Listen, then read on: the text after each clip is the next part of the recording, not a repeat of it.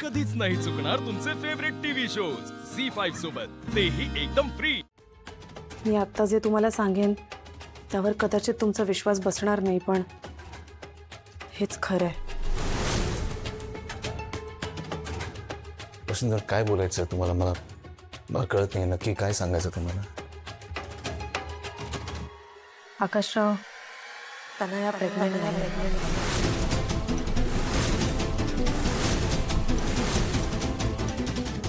What? वसुंधरा, काय बोलताय तुम्ही? हो, आणि मला हे आजच कळलं। कसं शक्य आहे?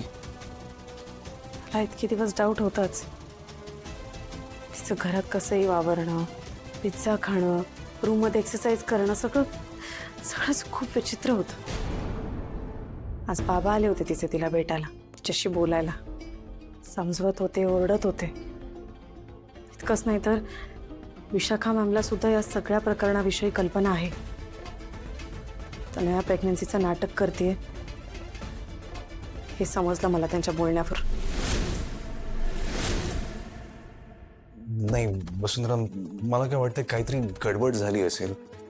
नाही म्हणजे मी तुमच्यावरती अविश्वास दाखवत नाहीये, पण कदाचित काहीतरी ऐकण्यामध्ये, समजण्यामध्ये काहीतरी घोळ झाला असेल। नाही आकाशराव, मी माझ्या कानांनी ऐकलंय सगळं, आणि तनया त्यांना फोनवर हे सगळं सांगत होती हेही मी ऐकलंय।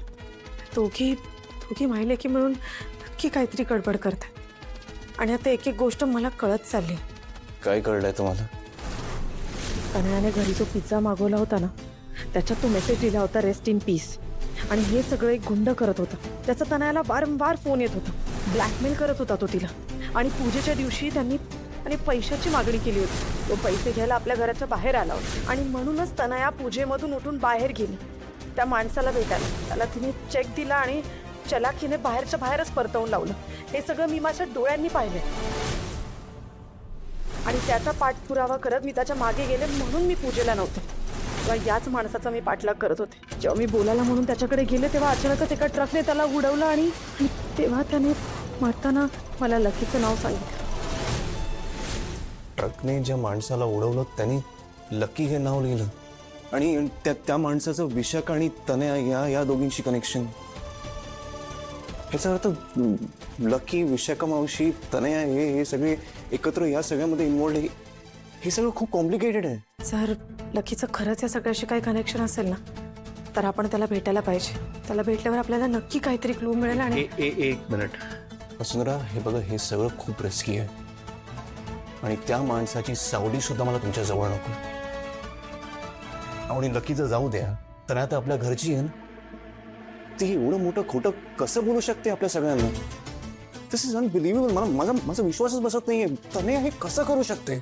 तनया असं सगळं वागते आकाशराव कारण तिची आई तिला ड्राईव्ह करते, आणि विशाखा मॅम असं का वागतात हे मलाच कळत नाही।